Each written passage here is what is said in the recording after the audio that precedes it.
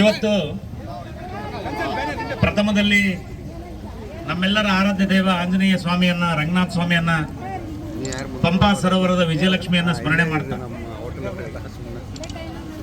ಜೊತೆಗೆ ನಮ್ಮ ಆನೆಗೊಂದಿ ಸಂಸ್ಥಾನದ 15 ಹಳ್ಳಿಗಳ ಜನರು ಬದುಕಿಗಾಗಿ ನಾವೆಲ್ಲ ಇಲ್ಲಿ ಸೇರಿದ್ದೀವಿ.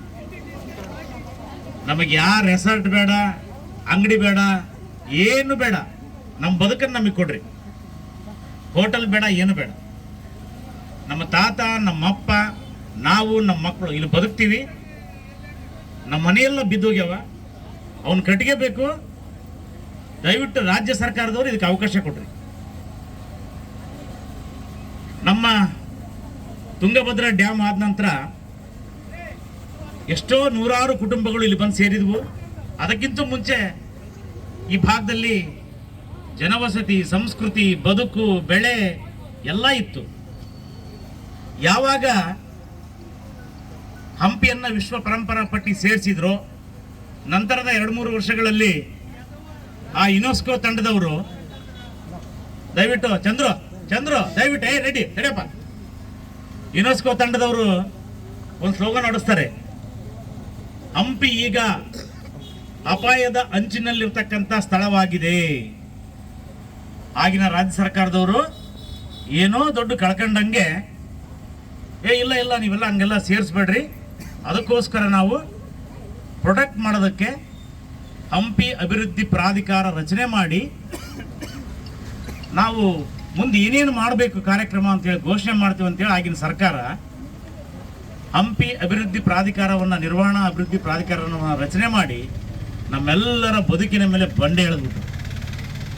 ನಿಮಗೆ ಗೊತ್ತಿರಲಿ, ಹಂಪಿ ಅಭಿವೃದ್ಧಿ ಪ್ರಾಧಿಕಾರ ರಚನೆ ಆದಾಗ ನಮ್ಮೆಲ್ಲ ಜನಪ್ರತಿನಿಧಿಗಳು ಅದನ್ನು ವಿರೋಧ ಮಾಡಿದಾಗ ಆಗಿರ್ತಕ್ಕಂಥ ಕೆಲವು ಅಧಿಕಾರಿಗಳು ಬಂದು ನಮಗೆಲ್ಲ ಇಲ್ಲಿ ಮೀಟಿಂಗ್ ಮಾಡಿ, ಇಲ್ಲ ಕಾಲಕ್ಕೆ ತಕ್ಕಂತೆ ನಾವು ಸ್ಟೇಕ್ ಹೋಲ್ಡರ್ಸ್, ಲೋಕಲೈಟ್ಸನ್ನು ಕರೆದು ಕಾಲಕ್ಕೆ ತಕ್ಕಂತೆ ಕಾನೂನನ್ನು ಬದಲಿ ಮಾಡಿ ನಾವು ಯಾವುದೇ ತೊಂದರೆ ಕೊಡಲಾರ್ದಂಗೆ ಹಂಪಿನೂ ಯುನೆಸ್ಕೋದಲ್ಲಿ ಉಳ್ಕೊಂಡಂಗೆ ಮಾಡ್ತೀವಿ.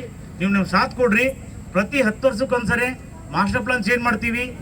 ಜನರಿಗೆ ಏನು ಬೇಕೋ ಆ ಯೋಜನೆ ಅನುಷ್ಠಾನಕ್ಕೆ ಅವಕಾಶ ಕೊಡ್ತೀವಿ ಅಂತ ಹೇಳಿ ಇದುವರೆಗೂ ಸ್ಟೇಕ್ ಹೋಲ್ಡರ್ಸ್ನ ಮೀಟಿಂಗ್ ಕರೆದಿಲ್ಲ. ಕರೆದ್ರೂ ಕೂಡ AC ರೂಮ್ನಲ್ಲಿ ಕೂತ್ಕೊಂಡು ತಮಗೆ ಬೇಕಾದವ್ರನ್ನ ಕರೆದು ಕಾನೂನು ಹೇಗೆ ಬೇಕೋ ಹಾಗೆ ಮಾಡಿಕೊಂಡು ನಮ್ಮೆಲ್ಲರ ಜೀವನ ಬರ್ಬಾದ್ ಮಾಡಿದ್ದಾರೆ. ನಿಮಗೆ ಗೊತ್ತಿರಲಿ, ನಾವೇನು ಯಾವುದೇ ಟೂರಿಸಂ ಕೇಳಿದ್ದಿಲ್ಲ, ಯಾವುದೇ ಯುನೆಸ್ಕೋ ಕೇಳಿಲ್ಲ, ಯಾವುದೇ ಪ್ರಾಧಿಕಾರ ಕೇಳಿಲ್ಲ. ನಿಮ್ಮಷ್ಟಕ್ಕೆ ನೀವೇ ಮಾಡ್ಕೊಂಡು 15 ಹಳ್ಳಿಯ ಜನರನ್ನ ನೀವೇ ಸೇರಿಸಿಕೊಂಡು ಹಂಪಿ ಭಾಗಕ್ಕೆ ಒಂದು ಕಾನೂನು, ನಮ್ಮ ಆನೆಗೊಂದಿ ಭಾಗಕ್ಕೆ ಒಂದು ಕಾನೂನು, ಇಷ್ಟೆಲ್ಲ ಮಾಡಿ ನಮ್ಮ ಬದುಕನ್ನು ಕಿತ್ತುಕೊಂಡು ಸರ್ವನಾಶ ಮಾಡಿ ನಮ್ಮ ಮಕ್ಕಳು ಮರಿ ಇಲ್ಲಿ ಬದುಕಲಾರ್ದಂಗೆ ಬೇರೆ ಊರಿಗೆ ಹೋಗಿ ದುಡ್ಕೊಂಬಂದು ಅಲ್ಲಿ ಆ ರೋಗ ಈ ರೋಗ ಬಂದು ಸತ್ತು, ಆಕ್ಸಿಡೆಂಟ್ ಆಗಿ ಸತ್ತು ಬದುಕನ್ನು ಕಳ್ಕೊಂಡಿವಿ ನಾವೆಲ್ಲ. ರಾಜ್ಯ ಸರ್ಕಾರ ಅರ್ಥ ಮಾಡ್ಕೋಬೇಕು. ಸ್ಟೇಕ್ ಹೋಲ್ಡರ್ ಮೀಟಿಂಗ್ ಕಡಲಾರ್ದಂಗೆ ಎಲ್ಲೋ AC ರೂಮ್ನಾಗ ಕೂತ್ಕೊಂಡು ಮಾಸ್ಟರ್ ಪ್ಲಾನ್ 2021 ರೆಡಿ ಮಾಡಿ ನೀವೇನು ನಮ್ಮ ಬದುಕನ್ನು ನುಂಗಿದ್ದೀರಲ್ಲ, ಅದರ ಫಲವಾಗಿ ಇವತ್ತು ನಾವೆಲ್ಲ ರೊಚ್ಚಿಗೆದ್ದಿದ್ದೀವಿ. ಪ್ರಾಧಿಕಾರನೇ ಬೇಡಂತೀವಿ ನಾವು. ಆದರೆ ಹಂಪಿ ಬಗ್ಗೆ ಗೌರವ ಇದೆ, ಆನೆಗೊಂದಿ ಬಗ್ಗೆ ಗೌರವ ಇದೆ, ಸ್ಮಾರಕಗಳ ಬಗ್ಗೆ ಗೌರವ ಇದೆ. ಯುನೆಸ್ಕೋ ಇಡೀ ವಿಶ್ವದ ಎಲ್ಲೆಲ್ಲಿ ಸ್ಮಾರಕಗಳಿದಾವೋ ಅವೆಲ್ಲವನ್ನ ವಿಶ್ವದ ಆಸ್ತಿ ಅಂತ ಘೋಷಣೆ ಮಾಡುತ್ತೆ. ಅದಕ್ಕೆ ನಮ್ಮ ಅಗ್ರಿ. ಆದರೆ ಇಡೀ ವಿಶ್ವದಲ್ಲಿ ಸುಮಾರು 232ಕ್ಕೂ ಹೆಚ್ಚು ಸ್ಮಾರಕಗಳನ್ನು ಗುರುತು ಮಾಡಿರಿ ನೀವೆಲ್ಲ, ಯುನೆಸ್ಕೋ ಆಸ್ತಿಗಳಂತೂ, ವಿಶ್ವ ಪರಂಪರಾ ಆಸ್ತಿ ಅಂತೇಳಿ. ಆದರೆ ಪದೇ ಬಂದು ಹಂಪಿ ಪ್ರದೇಶವನ್ನ ಅಪಾಯದ ಅಂಚಿನಲ್ಲಿ ಇದೆ ಅಂತೇಳಿ ಗುಮ್ಮ ಹೋಗಿಸಿ ನಮ್ಮ ಮೇಲೆ ಪ್ರಾಧಿಕಾರ ರಚನೆ ಮಾಡ್ತೀರಿ ನೀವು. ವಿಶ್ವದ ಯಾವುದೇ ಯುನೆಸ್ಕೋ ಪಟ್ಟಿಯಲ್ಲಿರೋ ಜಾಗಕ್ಕೆ ಪ್ರಾಧಿಕಾರ ಇಲ್ಲ. ಬೀದರ್ನಲ್ಲಿ ಪ್ರಾಧಿಕಾರ ಇಲ್ಲ, ಹೈವೇಳಲ್ಲಿ ಪ್ರಾಧಿಕಾರ ಇಲ್ಲ, ಪಶ್ಚಿಮ ಘಟ್ಟ ಅರಣ್ಯ ಪ್ರದೇಶದಲ್ಲಿ ಪ್ರಾಧಿಕಾರ ಇಲ್ಲ. ಮತ್ತು ನಮಗೆ ಯಾಕ? ಅದು Hospet lobby, Hospet hotel lobby. ನಿಮಗೆಲ್ಲ ಮಂಗಮಾಯ ಮಾಡಿ ಕಾನೂನು ಅಂತ ಹೇಳಿ ಸಣ್ಣ ಪುಟ್ಟ ದುಡ್ಕನವ್ರ ಮೇಲೆ, ಈಗ ಉದಾಹರಣೆಗೆ ನಮ್ಮನೇಲೆ ನನ್ನ ಮನೆ ಇದೆ, ಜನತಾ ಮನೆ ಬಿದ್ದೋಗಿದೆ, ಪಾಳು ಬಿದ್ದಿದೆ, ನಮ್ಮಪ್ಪ ಕಟ್ಟಿಸಿದ್ದು. ಆ ಮನೆ ಕಟ್ಟಬೇಕಂದ್ರೆ ಆಗಲ್ಲ. ಪಂಚಾಯತಿಗೆ ಒಂದು ಲೆಟರ್ ಕೊಟ್ಟರೆ, ಸರ್ ನೀವು ಒಂದು NOC ತಂಬರಿ ಪ್ರಾಧಿಕಾರ ಅಂತಾರೆ. NOC ಅದ್ಯಾವ ಸೆಕ್ಷನ್ 14 ನಿಮಗೆ ಗೊತ್ತಿರಲಿ, ಪ್ರಾಧಿಕಾರದ ಈ ನಿರ್ಮಾಣ ಪ್ರದೇಶದ ವ್ಯಾಪ್ತಿಯ ಸೆಕ್ಷನ್ 14 ಪ್ರಕಾರ ಅವರು NOC ಕೊಡೋದೇ ಇಲ್ಲ. ದಟ್ ಮೀನ್ಸ್ ಏನಂದರೆ ನಮ್ಮೆಲ್ಲ ಇವತ್ತಲ್ಲ ನಾಳೆ ನಮ್ಮ ಭಾಗದ 15 ಹಳ್ಳಿಗಳನ್ನು ಇಲ್ಲಿಂದ ಓಡಿಸ್ಬೇಕನ್ನೋರು. ಆಯ್ತಪ್ಪ ಮಾಡ್ತೀರಿ, ನೀವು ಮಾಡಿರಿ, ಬೇಡನಲ್ಲ. ಇಷ್ಟು ದಿನ ನೂರಾರು ವರ್ಷಗಳಿಂದ ಅಂಜನಾದ್ರಿ ಬೆಟ್ಟ ನೋಡ್ಕೊಂಡವ್ರು ಯಾರು? ಆನೆಗುಂದಿ ನೋಡ್ಕೊಂಡವ್ರು ಯಾರು? ಪಂಪ ಸರೋವರ ನೋಡ್ಕೊಂಡವ್ರು ಯಾರು? ಪಂಪಾಪತಿ ಬಂಡಿ ಮೇಲೆ ಗುಡಿಯನ್ನು ನೋಡ್ಕೊಂಡವ್ರು ಯಾರು? ಋಷಿಮುಖ ಪರ್ವತ ನೋಡ್ಕೊಂಡವ್ರು ಯಾರು? ಚಂದ್ರಮೌಳೇಶ್ವರ ಟೆಂಪಲ್ ನೋಡ್ಕೊಂಡವ್ರು ಯಾರು? ಸೂರ್ಯ ದೇವಾಲಯ ನೋಡ್ಕೊಂಡವ್ರು ಯಾರು? ನೀವು ನೋಡ್ಕೊಂಡಿರಾ? ನೀವು ಕಾಪಾಡಿರಾ? ಆದ್ದರಿಂದ ಅಧಿಕಾರಿಗಳು ಪ್ರಾಧಿಕಾರದವ್ರು ಇಲ್ಲಿ ಬರ್ರಿ ಅಂದ್ರೆ ಒಲ್ಲೆ ಅಂತಾರೆ, ಪೊಲೀಸರು ಇಲ್ಲಿ ಸ್ಟ್ರೈಕ್ ಮಾಡಿದ್ರೆ ಜಲ್ದಿ ಮುಗಿಸ್ರಿ ಅಂತಾರೆ, ತಹಶೀಲ್ದಾರ್ ಬಾ ಅಂದ್ರೆ ಒಂದು ಮೀಟಿಂಗ್ ಐತೆ ಅಂತಾನೆ. ನಮ್ಮನ್ನು ಯಾರು ಕೇಳಬೇಕು? ಆದರೂ ನಾವು ಇಲ್ಲಿ ಶ್ರೀರಂಗ ದೇವರಲ್ಲಿ ನೆನೆಸ್ಬೇಕಾಗುತ್ತೆ. ಅವರು ಸಹ ಸ್ಟೇಕ್ ಹೋಲ್ಡರ್ ಮೀಟಿಂಗ್ ಕರಿಬೇಕಂತೇಳಿ ಒತ್ತಾಯ ಮಾಡಿದಾಗ ಒಂದು ಸರಿ ಕರೆದ್ರು, ಅದನ್ನು ಅರ್ಧಂಬರ್ಧ ಮಾಡಿದರು. ಪರಣ್ಣವರು MLA ಅವರಾಗಿದ್ದಾಗ ನಮ್ಮೆಲ್ಲರನ್ನೂ ರೈತರನ್ನ ಸ್ಥಳೀಯ ಜನರನ್ನ ಮುಖ್ಯಮಂತ್ರಿ ಬಸವರಾಜ ಬೊಮ್ಮಾಯಿ ಹತ್ರ ಕರ್ಕೊಂಡೋದ್ರು. ಅವ್ರು ಕರ್ಕೊಂಡೋಗಿ ನಮಗೆ ಈ ಪ್ರಾಧಿಕಾರದ ಬಗ್ಗೆ ಹೇಳಿದಾಗ ಬಸವರಾಜ ಬೊಮ್ಮಾಯಿ ಅವರು ಅದೇದಕ್ಕೆ ಪ್ರಾಧಿಕಾರ ಹಂಪಿದು ಆನೆಗುಂದಿ ಯಾಕೆ ಸೇರಿಸಿದ್ರು, ಕೂಡಲೇ ರದ್ದು ಮಾಡ್ರಿ ಅಂತ ಹೇಳಿ ಅವಾಗಿನ ಮುಖ್ಯಮಂತ್ರಿಗಳ ಕಾರ್ಯದರ್ಶಿ ಪ್ರಸಾದ್ ಅವರಿದ್ದರು.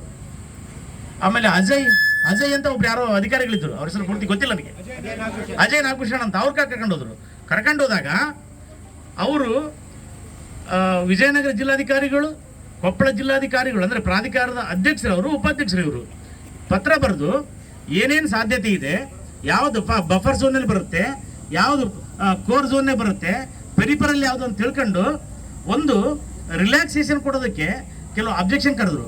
ಅವೆಲ್ಲ ಪ್ರೊಸೀಡಿಂಗ್ ನಡೀತು. ಪ್ರಾಧಿಕಾರ ಕೊಟ್ಟರು, ಎಲ್ಲ ಜಿಲ್ಲಾಡಳಿತ ಕೊಟ್ಟರು, ತಾಲೂಕುದವ್ರು ಕೊಟ್ಟರು, ಗ್ರಾಮ ಪಂಚಾಯತ್ ಕೊಟ್ಟರು.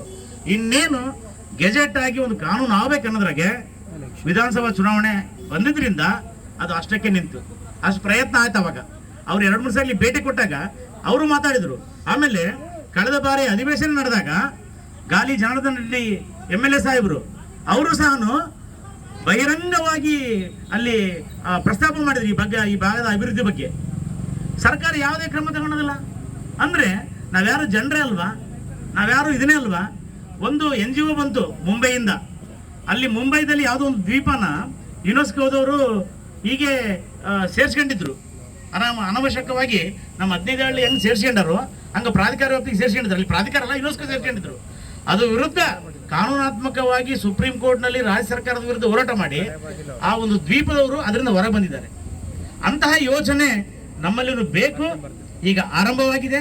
ನಮ್ಮ ರಾಜಕಾರಣಿಗಳು, ನಮ್ಮ ಸಂಘ ಸಂಸ್ಥೆಯವರು, ನಮ್ಮ ಗೌರವಾನ್ವಿತ ನಮ್ಮ ಈ ಭಾಗದ ಎಲ್ಲ ಜನರ ಬೆಂದೆ ಇರ್ತಕ್ಕಂಥ ಆನೆಗುಂದಿಯ ರಾಜಮನೆತನದವರು ಇದಕ್ಕೆ ಬೆಂಬಲ ಕೊಡುವ ಮುಖಾಂತರ ನಮ್ಮೆಲ್ಲರಿಗೂ ದಿಕ್ಕು ದೇಶ ತೋರಿಸ್ಬೇಕು. ನಮ್ಮ ಈ ಕತ್ತಲೆಯಲ್ಲಿ ನಾವೆಲ್ಲ ಬದುಕು ನಡೆಸ್ತಾ ಇದ್ದೀವಿ, ಅದನ್ನು ಬೆಳಕಿಗೆ ತರಬೇಕು ಅಂತ ನನ್ನ ಮನವಿಯಾಗಿದೆ. ನಾನು ಮಾತಾಡೋಕ್ಕಿಷ್ಟೇ. ನಾನು ಸ್ಥಳೀಯನಾಗಿರೋದ್ರಿಂದ ಇಲ್ಲಿಯ ಸಮಸ್ಯೆ ಗೊತ್ತಿದೆ ನನಗೆ.